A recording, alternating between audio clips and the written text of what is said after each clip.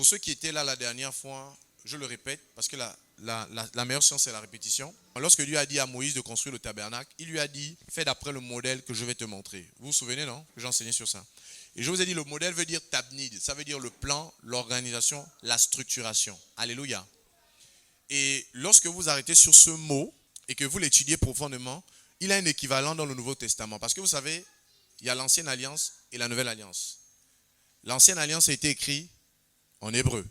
On est d'accord. La Nouvelle Alliance a été écrite en grec. Amen. Donc dans l'Ancienne Alliance, c'est le mot tabdid. Et ça veut dire structuration, organisation, modèle, template. Mais dans la Nouvelle Alliance, il y a un autre mot qui est défini par modèle. C'est le mot tupos. Et tupos, n'est-ce pas, veut dire un moule. Veut dire quelque chose qui est formé à partir d'une chose. Et je vous avais pris des passages là où on dit dans Romains chapitre 5 que Adam était la figure de Jésus, il était le tupos, il était créé selon le modèle de Jésus. Amen.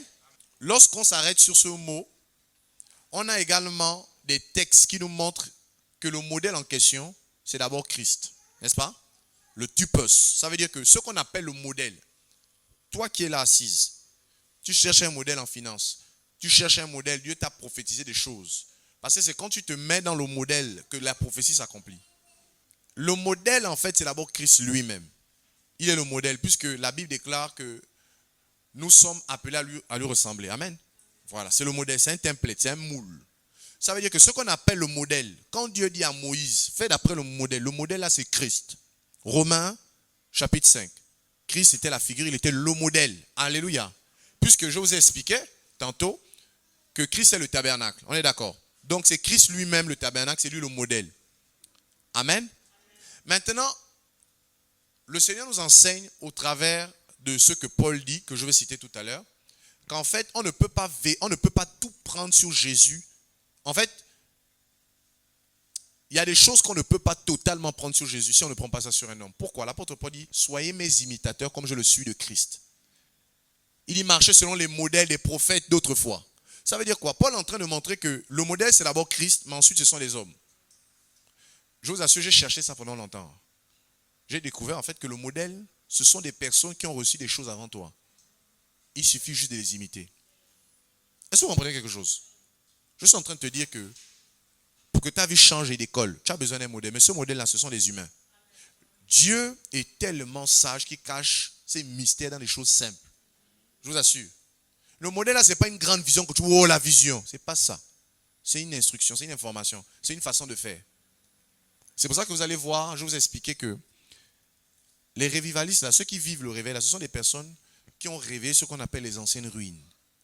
Les anciennes ruines. Dans Jérémie, on dit, marche selon les modèles de tes pères, marche selon le chemin. Les chemins d'autrefois. Consulte les anciens pour savoir quel était le chemin. Alléluia. Et ces chemins-là, ce sont les humains. On avait enseigné un message sur ça, non? Ce sont les humains. Jean-Baptiste, c'était une vieille ruine de qui? Élie le prophète. Élie le prophète, c'est ça. Donc c'était une vieille ruine. Il marchait selon son chemin, il faisait les mêmes choses. Il était naziréen, l'autre était naziréen. Il avait une discipline de vie de prière, l'autre aussi avait une discipline de vie de prière. Et ça fait en sorte que ils deviennent un template, ils deviennent le modèle. Voilà pourquoi on dit que l'esprit d'Élie était sur lui. Alléluia. Ça veut dire qu'en fait, ce que Dieu nous demande de faire, c'est de suivre les gens. On va juste lire les passages rapides. Nous sommes dans le livre de... Je vais demander de lire en rafale. Hein. Nous sommes dans le livre de Philippiens chapitre 3, verset 17. Je vais lire. Soyez tous mes imitateurs, frères, et portez les regards sur ceux qui marchent selon le modèle que vous avez en nous. Amen. Paul dit, soyez tous, n'est-ce pas, mes imitateurs, frères, et portez les regards sur ceux qui marchent selon le modèle que vous avez en nous. Donc Paul parle de lui. Il dit, hein, ne vous compliquez pas la vie. Faites comme moi je fais. Je suis le modèle. Est-ce que vous comprenez? Dans le royaume, hein, et je comprends pourquoi le père Jacques a dit, hein, on n'innove pas, on imite. Les Chinois sont en train de dépasser tout le monde à cause de l'imitation. Je vous ai expliqué ça la dernière fois. Ils sont allés espionner la Silicon Valley. Ils espionnent tout. Ils regardent et ils imitent. C'est tout. Et ils réussissent. Et ils dépassent la France de loin. La France, ils sont à les années-lumière de la Chine. Ils sont plus développés que plusieurs. Leurs vies sont excessivement belles. En termes de, en fait, non seulement l'avantage, c'est que quand tu imites, tu peux améliorer. Et l'imitation fait en sorte que tu ne te casses pas. Tu viens commencer là où l'autre est déjà. Est-ce que vous comprenez un peu? Donc, il y a un concept qui dit les Américains innovent, les Européens sont dans les procédures et les Asiatiques imitent littéralement.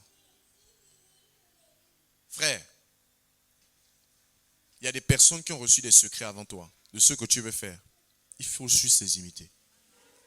Je prends les autres passages et puis on va prier. Philippiens,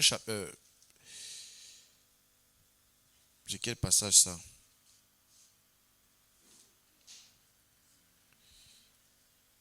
Timothée chapitre 1 verset 13. 2 Timothée chapitre 1 verset 13. Retiens dans la foi et dans la charité qui est en Jésus-Christ le modèle des saintes paroles que tu as reçues de moi. Suivez-moi très bien. Il y a un modèle des saintes paroles qu'on te donne. Ce n'est pas Jésus qui te donne ça, c'est un humain. Il y a des instructions qu'on te donne. Quand tu respectes ça, il y a quelque chose qui va changer ta vie.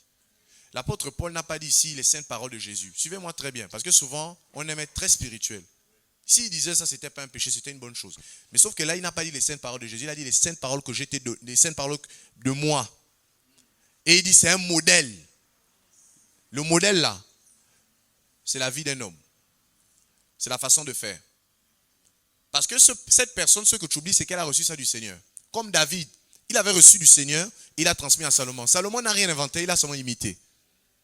Même chose avec Moïse. Moïse a imité, il a vu, oh c'est comme ça, ok, c'est tout. Parce que ça existe déjà. Ce n'est pas dans le ciel, c'est sur la terre. Il y a déjà quelqu'un qui a ça. Il faut regarder, il faut imiter. Et dans l'église, les prédicateurs sont censés être imités, tant qu'ils suivent Christ. Je vous dis un mystère, regardez. Lisons d'abord le texte, un autre texte autant pour moi. 1 Timothée chapitre 1 verset 16.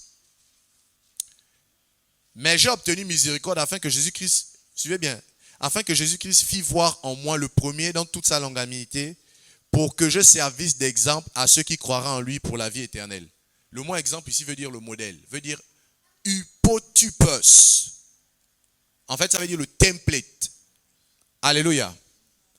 L'apôtre Paul dit qu'en fait, Dieu m'a positionné comme ça là pour que je serve de modèle à tout le monde. Alléluia. Mais j'ai obtenu miséricorde afin que Jésus-Christ fît voir en moi le premier dans toute sa longanimité pour que je servisse d'exemple à ceux qui croiraient en lui pour la vie éternelle. Ça veut dire quoi? Il y avait des personnes, Paul était en train de littéralement dire que lui là, sa vie là, c'est un template, c'est un modèle. Pour que les gens puissent rentrer dans leur appel, pour que les gens puissent réussir, s'épanouir, vivre ce que Dieu a dit sur eux.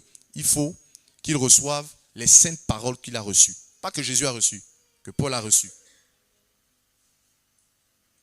Alléluia. Dieu établit les autorités dans l'église pour faire entrer les gens dans leur appel. Pour faire en sorte que les gens s'épanouissent. Suivre Jésus, c'est aussi suivre un homme. Je vous l'avais dit ça si vous vous rappelez dans la série sur l'enseignement des disciples. Je vous ai dit le disciple a 3 piliers. Être avec le maître, suivre le maître, n'est-ce pas? Et être envoyé par le maître. Alléluia. Et je vous avais dit que dans suivre Jésus là, il y a suivre un homme dedans. Les disciples de Jésus suivaient d'abord Jean-Baptiste avant de suivre Jésus. Josué suivait d'abord Moïse avant de suivre Dieu. Élisée suivait d'abord Élie avant de suivre Dieu. C'est comme ça n'a jamais changé. Les Juifs avaient mis le principe de rabbin. Le disciple suivait le rabbin. Et ensuite, il suivait Dieu. Pourquoi? Parce que le modèle, c'est ce qu'un homme a reçu. C'est ce qui te transmet. Ce n'est pas ce que tu reçois de Dieu, c'est ce qu'un homme, tu vas faire un homme. Voilà pourquoi on parle de l'imitation. L'imitation, c'est le fait de regarder, de faire. Alléluia. C'est pour ça que je vous exhorte, frère, n'écoutez pas n'importe qui. Si vous avez du mal à écouter les prédicateurs, suivez ce qu'on fait. N'écoutez pas n'importe qui. C'est-à-dire que limitez-vous à ce qu'on écoute. Parce qu'il y a des enseignements que vous allez regarder sur Internet, ça va vous égarer. Limitez-vous à ce que j'écoute. Je vous encourage. Il y a quelqu'un qui m'avait posé la question, comment on va faire dans ce monde? On suit qui? Suivez ce que je suis. Amen. Alléluia. Amen. Ne suivez pas n'importe qui. Sinon, ça peut mettre en vous des faux enseignements, des faux raisonnements. Surtout que sur la toile, oh là là, c'est grave. Il y a trop de mélange en ce moment. Il y a trop de mélange. Alléluia. Quelqu'un peut prendre enfin Jacques chapitre 5 verset 10. Et la prochaine fois, on va rentrer en profondeur dans les mots hypotyposis et le mot hypogramma. Jacques chapitre 5 verset 10. Il est écrit: Prenez mes frères pour modèle de souffrance et de patience les prophètes qui ont parlé au nom du Seigneur. Amen. Ici, il parle des prophètes en Christ, qui sont morts, d'autres qui sont vivants. Alléluia. Il dit prenez pour modèle, pour template. Ça veut dire que tous les textes qu'on a lus, si vous avez bien remarqué, il y a deux mots qui reviennent: imitation, modèle, imiter, imiter, imiter. Ça veut dire quoi? En vérité, nous devons imiter des personnes qui ont fait avant nous. C'est ça le modèle. Ce n'est pas quelque chose que tu vas inventer. Dans toutes les générations, quand vous regardez les personnes qui ont porté le réveil, John Wesley, il est imité avant lui. Après lui, Evan Roberts a imité. Après lui, Smith Wigglesworth. Après lui, Kenneth Hagin. Après lui, Yonggi Cho. En fait, on se rend compte que la plupart des personnes qui ont impacté, il y a toujours quelque chose qu'ils ont pris avec des gens. Pam, ils ont imité. Et ça a décollé. Et je vous ai dit qu'il y a des choses que Parousia a appris en termes d'organisation. On va davantage en comprendre, mais il y a un truc, au moins, on est sûr qu'on va bosser comme ça. Dans le département portier, c'est là où on va intégrer ça. J'aurai l'occasion de bien enseigner ça par la grâce de Dieu. Il y a plein d'organisations. J'avais déjà reçu même un modèle d'organisation. On va ajouter ce qu'on doit ajouter. Alléluia. Rappelez-vous que les églises de Judée imitaient, les églises de Thessalonique imitaient les églises de Judée. Est-ce que tu peux te lever? L'imitation, le mimétisme.